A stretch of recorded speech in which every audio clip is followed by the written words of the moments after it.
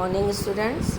ये हमारी कार्यपत्रक 31-31 है जो कि लखनवी अंदाज नामक पाठ से ली गई है। इस पाठ में हमें यशपाल जी ने पहले हमने इस पाठ को पढ़ा है जिसमें बताया है कि पैसेंजर ट्रेन में एक नवाबी नस्ल के व्यक्ति नवाब साहब चढ़ जाते हैं और लेखक जब उस पर चढ़ते हैं तो उन्हें देख करके वो कुछ भी उत्साह प्रदर्शित नहीं करते, जो कि लेखक को अच्छा नहीं लगता।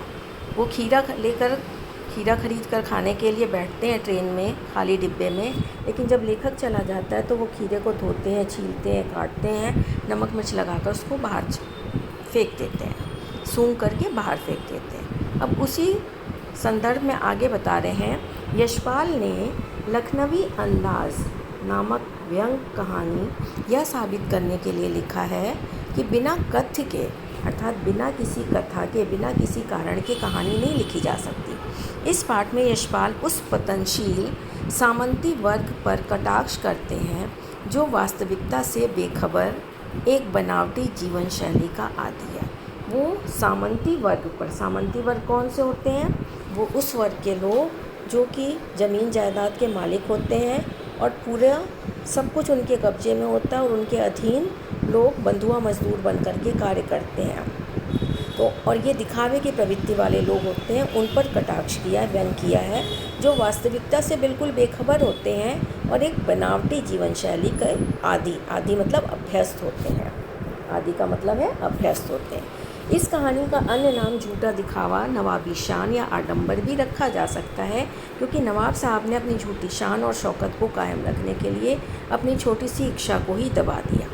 साथ ही यह उनके नवाबी स्वभाव, सामंती वर्ग की बनावटी जीवन शैली और झूठे प्रदर्शन के भाव को भी दर्शाता है। ये कहानी जो व्यंग है ये उनकी दिखावटी जीवन शैली को भी दर्शाता है।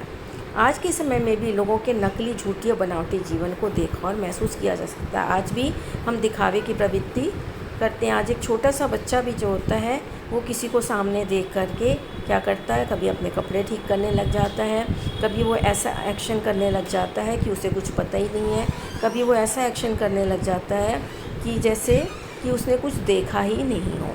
तो इस प्रकार से आज एक छोटे से छोटे बच्चे में भी दिखावे की प्रवृत्ति हमें देखने को मिलती है।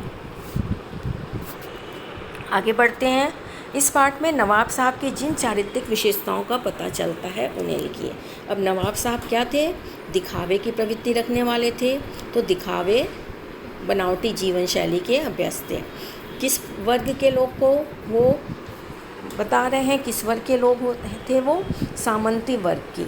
वो कैसे व्यक्ति थे? सफ़ेद पोश व्यक्ति थे, जो अच्छे अच्छे कपड़े पहनकर बड़ी शान शौकत से रहते हैं और खीरे जैसी चीज़ को वो क्या समझते हैं कि न खाने योग्य चीज़ समझते हैं।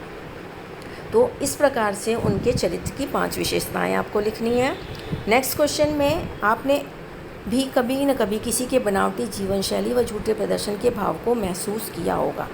आम जीवन में हम देखते हैं कई बार हमारे सामने जो लोग होते हैं वो दिखावे का प्रदर्शन करते हैं। हम किसी के घर पर जा रहे हैं और यदि वो व्यक्ति, कई बार ऐसा होता है बहुत व्यस्त रहता है, लेकिन हमारे जाते ही वो दिखावा करने लग जाता है, ज़बरदस्ती मुस्कुराता है। हम भी कई बार हमारे घर कोई आता है, हमारी बिल्कुल भी हिम्मत नहीं होती है उसको अटेंड करने की, हमारे पास समय नहीं होता, हमें कोई बहुत ज़रूरी काम करना होता है, लेकिन जब कोई हमारे घर आ गया है तो हम मुस्कुराकर उसका स्वागत करते हैं। उस मुस्कुराहट में हमारी कृत्रिमता होती है, दिखावा होता है। उसी का वर्णन यहाँ पर कर रहे हैं कि ऐसी किसी घटना का वर्णन आपको करना है।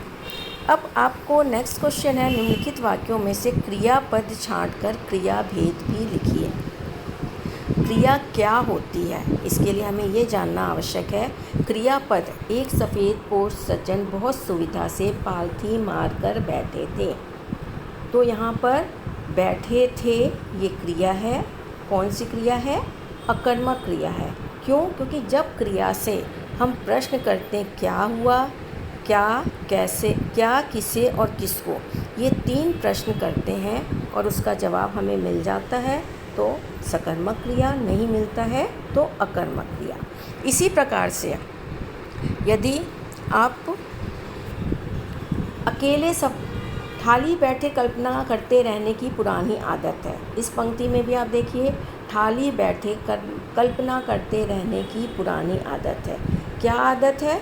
कल्पना करते रहने की आदत है।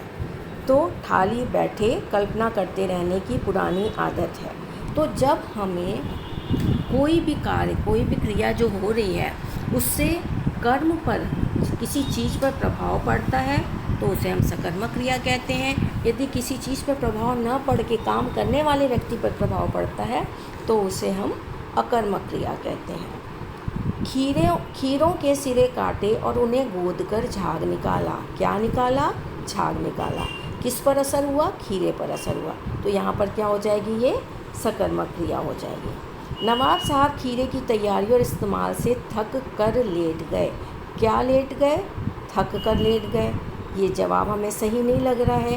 किस पर असर हुआ? नवाब साहब पर असर हुआ, कर्ता पर असर हुआ। तो यहाँ पर कौन सी क्रिया हो जाएगी? अकर्मक क्रिया। जेब से चाकू निकाला। क्या निकाला? चाकू निकाला। किसे निकाला? चाकू को निकाला।